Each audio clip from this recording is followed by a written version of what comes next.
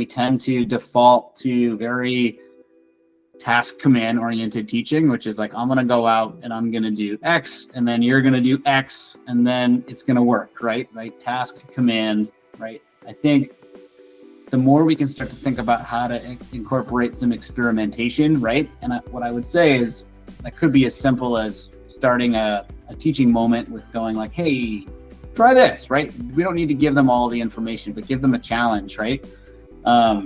I really love how the race world looks at this, right? I've heard a lot lately about something called constraint-based learning. And like an example of constraint-based learning is, have you ever seen on the race hill how they have those poles that are like stubbies that are close together, like a picket fence, and then they get closer and closer and closer. And so what they do is they tell that race kid who probably thinks that they're done learning, right? They tell them, go ski that as fast as you can. And by about the 10th or 12th fence post in this picket fence, right, they're starting to swing wide and get really frustrated, right? But then they start to problem solve them, because if they're, for example, if they're turning more body parts than necessary, right, the fence will teach them that it's faster to turn your legs than turn your whole body, right? That is an example of a constraint doing it. An example in the beginner world, right? Snowboarders do this all the time.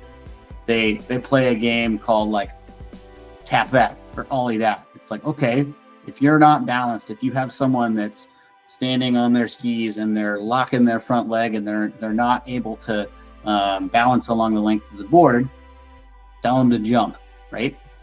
If you can ollie, in order to do that, you have to bend both your legs. So that would be an example of constraints-based learning. You've given them an outcome and they'll figure it out.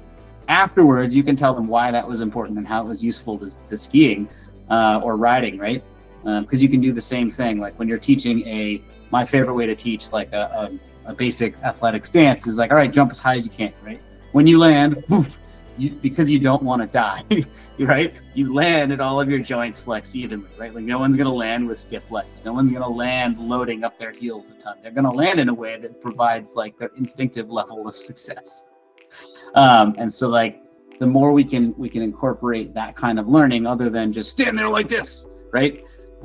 Insert Austrian accent and you can think about ski instructors from the past and the stereotypes that live up to it. But yeah, I think that's when you understand the outcomes, right? That's an example of starting to synthesize material in a way that's creative and fun.